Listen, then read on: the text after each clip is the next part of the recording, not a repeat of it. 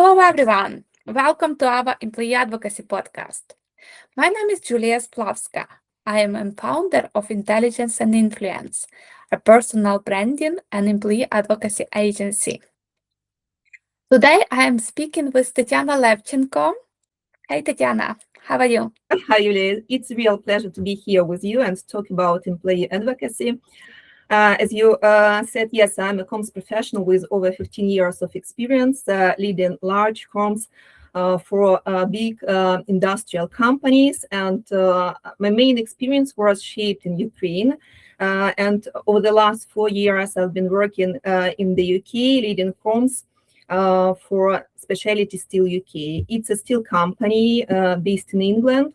And last year, it was placed into compulsory liquidation, and it is going through a sale process right now. So it's really a challenging time, and for my whole career, I've been leading firms through really difficult periods for companies, through transformation, growth, and now uncertainty and liquidation. So as you may see, it's kind of challenging and at the same time rewarding to see and to have employees at your side, supporting the business, supporting its reputation. And for us, employee advocacy is one of these puzzles that help us really strengthen the reputation and brand of the company during this challenging time. Even it may seem so, contradictory and sometimes even weird. How can it even be possible, right, during this time? So yeah, it's a real pleasure to talk about it with you and share some experience and ideas that we have as a business. Would you like to share how did we meet? Because it was, again, power of social media, wasn't it? Yeah, exactly. Yeah. For me, LinkedIn is a kind of magic place. When you can connect with so many professionals all over the world, you can't even possibly imagine that you would meet this person in real life. But now, when you are on LinkedIn, you even don't have to post regularly, right? To network with other people. Just commenting, just reaching out to someone can bring so many opportunities for you. For me, LinkedIn is all about networking, learning, and really sharing your value with other people, because they might not know what you know and what you have in your background, but at the same time learning from them. And it's, for me, it's real like something great, and also to encourage your employees, if you work for a corporate business, to do the same, to share their experience, to be more confident, and also just share their expertise and knowledge with others. Employee advocacy can mean different things for different companies. What does it look like for where you work? I think it's a really important question, because employees can be a kind of buzzword if we don't understand it properly, right? And some people define it differently. Some can say that it's only posting on LinkedIn and Facebook and sharing business updates. But in reality, for us, it's broader than that. Because in our company, employee advocacy is really about creating the kind of environment and culture where people feel empowered, to share their updates, to be individuals. So we focus on creating really human-oriented culture. And for us, also communication and all other functions, we work towards one goal, that our employees feel seen, respected, connected, valued. And it means that we give them opportunities and also space to be themselves, not to be just employees, but to be individuals. And we want them to be able to share what they think about our company, what it looks for them to have experience working for this business. And when you create this foundation, the trust, it really grows. It grows organically. And for us, it's not only, as I said, about social media. It's also about giving our employees voice. a voice to represent our company at different events. So they do mentoring, they do volunteering, they engage in various community projects, and they can share what they think.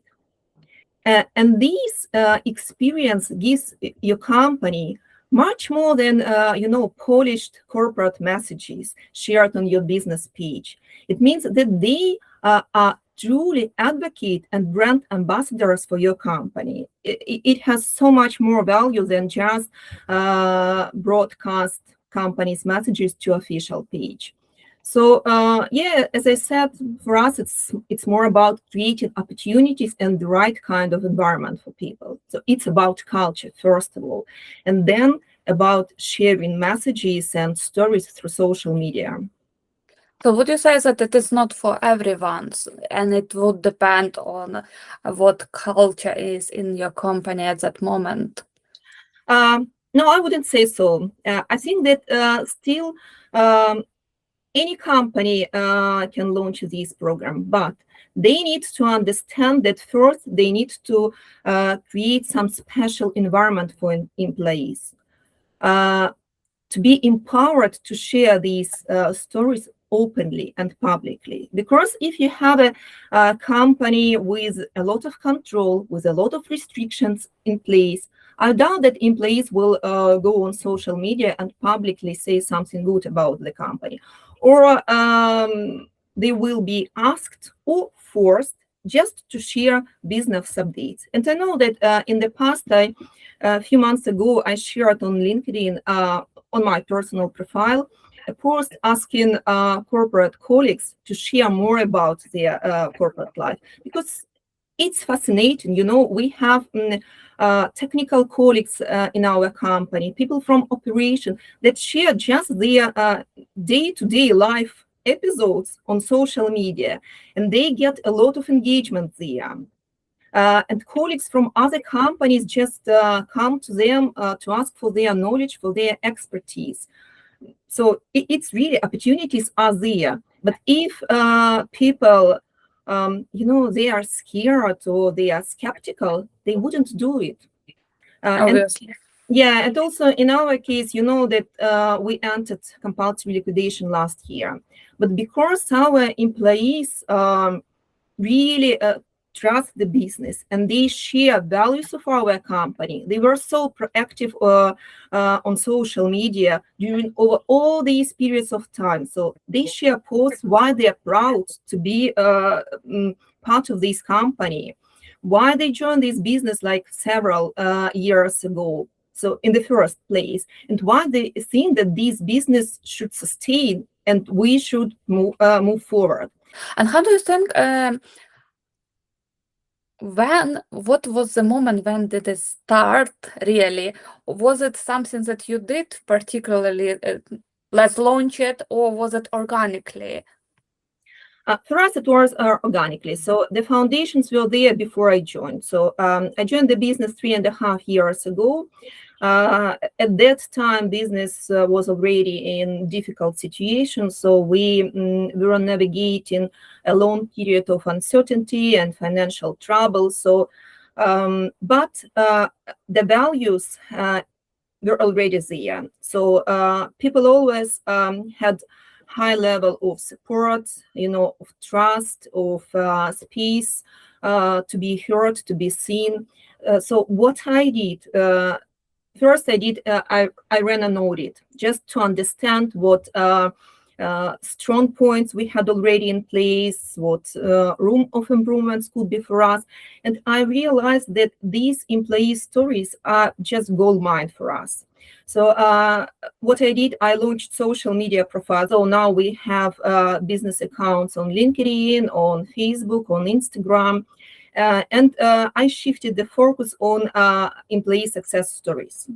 Apprentices, long-serving employees, professional, team success stories. And it helped our people just to reconnect with themselves, to see themselves as part of this united team, to realize that they have shared values and they want this business to be successful in the future. And if they truly believe in this, it means that they want this to happen, and they want to contribute. And their commitment is just fantastic. So yeah, I think it was organic, but when we started to support them, and when we see that employees want to mentor local students, or they want to volunteer for some good charity case, or they simply want to share some updates on social media, we support them. We encourage them to do it. So, and yeah, gradually, step by step, I think that it just turned out into a great project. Yeah, definitely. Now my legal background will speak because employment lawyer in me asks you how about social media policy, what did you do to protect the company and protect employees? Did you do anything specific, or it was just already in place anyway? We launched a social media policy where we clearly outlined what is allowed, what is encouraged, and what is forbidden, by all employees. So, and also we provided several examples on what could be a good post on social media. That's one part of the story. Then when we're talking about mentoring, because we have a project, it's in its 5th year now, where our employees meet with students at local schools, and they work with them towards a sustainable program. And they also share some information about our company. They teach them how to be confident, how to communicate, and also to be job ready. And they do it themselves. Of course, we provide some kind of support. We have some rules in place, but it means that they have freedom and space to act themselves. But in all our documents, we say that if you're in doubt, you can ask communications or HR colleagues for some guidance, and we will provide them. I think in this situation, what will be helpful for other companies, training, definitely training. When I helped other company launch employee advocacy program, what we started from was social media policy. We did revise it because we wanted the policy to be like fully prepared for the launch.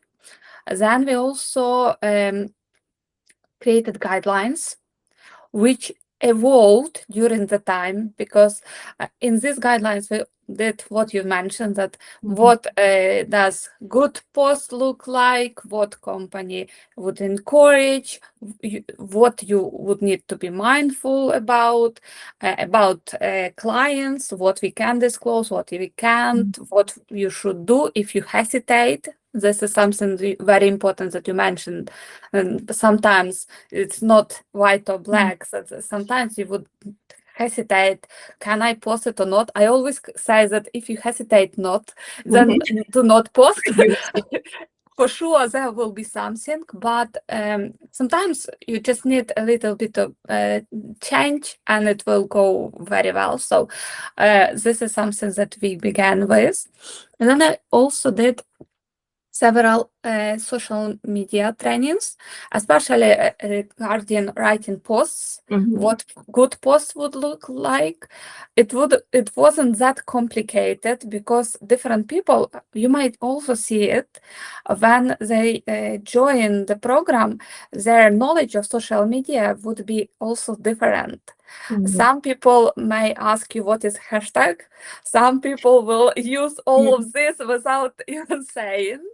So this is something that we also had a training about, because ideally what you would want is for people to feel comfortable, that they would not have any doubts how to do it, what they can do it. Something very important about scheduling posts, about editing them in case you need to change anything, how to react on other people, because it is still social media, yes. And my favorite, I'm very cautious, no discrimination, no nothing that can offend anyone, really. We behave online in the same way that we behave offline. So that was it. And also what we did was we created for each participant their own content plan. I think it was quite helpful because you always will find that people will wonder what to post about. And to make them, we created a schedule for people that they would know. For example, on Tuesday and Thursday, they need to post. Or this is their time to post. And once they open their content plan, they have already topic. They did choose the topics themselves, but we did it on workshop as well. So they had already it all in place, and what they did, they followed it. And what I really liked is that we created all 100% original content. So no marketing specialists were involved, no copywriters. People did find their voices, and so interesting that the audience reacts differently because they see that it is something that was said by a real person, yes, and engagement is like massively different from the company's page. So yeah, it's something that definitely worth, and it's not something that we should forget. Because first of all, regarding social media policy and guidelines, it is safety. It is safety of the company, safety of employees. Once they know what is good or bad, then they do it. In my previous company, where I worked, we did have social media policy, and because I was that active, I was working as a lawyer, so you can imagine that it is a challenge to say whatever on legal topic without disclosing client, disclosing really anything about the case. I slightly tried to mention what the case was about, at least, but it was not like difficult for me to really understand what boundaries are. I went to the social media policy several times because I wanted to like seek boundaries. You can't predict it all the time, but once you launch employee advocacy program, then you usually think about this more, and you may expand the social media policy to address all these issues. So yeah, that was it. And it sounds amazing. You see, leads us to the next question about challenges. What challenges did you face? Oh, that's really good question. Yeah. So I think for us, and probably for any company, it's first to identify those employees who would act as your brand advocates and brand ambassadors online or offline, it doesn't matter. So it takes time for you as a business just to be cautious and just to make sure that these people will really bring value as public persons for you. So then when you find these people, you start working with them, right? Because you need to find some unique niche topic for them to be able to speak confidently. As soon as you have these foundations, you need to just figure out how you will handle some sensitive issues, because I think the key challenge is just to make sure that nothing confidential leaks outside.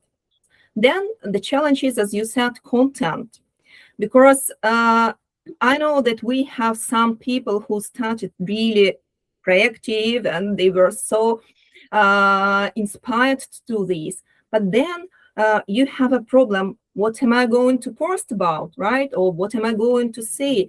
Especially when you think that what you could say, it's been already told so many times. But the issue is that we just consider that other people know that, which is not the case for many other people. So that probably. Then how to just to cascade this information further, how to encourage other colleagues see this as a positive example and join these initiatives. So these are main, I would say. And could you tell me about wins? What did you track some results? How did you measure success? Maybe someone came to tell you that, okay, we got a client because of the post, or someone reached out and we directed them to sales. So did you have anything like that? I would say that for us, it's more about credibility, and relatability, because the business is quite in a sensitive and challenging place. For us, it's all about protecting business reputation and just ensuring it has a secure future. So when it was placed into liquidation, there were a lot of rumors on site, online, and a lot of people who knew nothing about the business, they just started to share some, rumors. And it was so great to see our employees just, I wouldn't say saving the business, but protecting its reputation. And when they see that some inaccurate information was shared, they stepped in and they just shared some comments. And also when we started to share more information and posts about business wins, even during this uncertain time, or employee stories, it was so heartwarming to see great comments and reshares and posts also from our employees. But I think that there is also some benefit from it, because externally, the sector we work in, it's like steel company industry. It can be seen as sometimes, old-fashioned, sometimes not modern enough or dirty, which in reality is completely different right now, because it possesses a lot of new technology. We have bright individuals here with high level of skills and knowledge, and employees sharing their stories, they can help bridge that gap between external perception and internal knowledge. And when we share these, people they become fascinated how professional people here, how brilliant team is. So, and I think it plays a big role for the business, for its reputation and brand. Yeah, you see. And the last question that I wanted to ask you, I know that we wanted to make it in 30 minutes. So last question, what advice would you give to someone who would maybe consider launching employee advocacy program? Start by identifying those real stories people could just share. Then find those people who would be willing to go offline, to be brand ambassadors, and in a way that feels natural to them, because you don't want to force people, right? Training also helps, even a simple session on how to use LinkedIn or what kind of posts work well. And also, I think it's important here to realize that employee advocacy is not a scripted program. We can't give people just scripts and ask them, please post them on your personal profile. No, it's not going to work. So they need to find this voice themselves, but it's our role to help them do it efficiently and in a most natural way. And also be patient. I know that in many companies, people just expect to see quick results. I think here we need to be patient and let it unfold organically, gradually, and also just to make sure that your program works on different aspects. So it's not only about posting. If your real culture doesn't reflect the values you share online, it would be really challenging for you to have people on your side. So you need to make sure that you create opportunities for people, that you create, this environment where they feel trusted, they feel valued, they feel seen. And if it's possible for a business to have some employee recognition programs internally, then you can have your internal ambassadors. So you can even start from internal employee advocacy program first. If you have employee app or Viva Engage, or even on the internet, where people can start small and just see how it works for them, and then move externally. So yeah, that would be my advice. Look, Tetiana, I told you at the beginning, before we started our recording, that I am creating my own platform for employee advocacy. And the idea is that first, while helping other business launch their employee advocacy program, I collected all the challenges, and I was thinking about solutions. Mm-hmm. And this is how this platform came to as an idea, because I saw that some people could struggle with grammar. Some people could need their post to be revised against policies, against guidelines. Some people might just need this opportunity to very quickly send another whoever is creating the program their post to check. So they don't want to write an email, copy this post and ask, could you please check? Having one click to do this would be really helpful, in my opinion. I'm still testing it, but and other benefits, because through this platform we could collect data. We could collect impressions, engagement, and we can see real value of this program. How do you think, would it be useful in your situation, or in maybe some companies that you worked before? Would it be useful to have this platform? I think it would definitely help 100%, because when you have some analytics and measurement, you can just adjust your program in the future and ensure that it works efficiently. For example, I always see engagement on our intranet, or I track how our posts perform on social media. And I see that human stories get the highest, engagement in our sector. So yeah, I think it would be really helpful.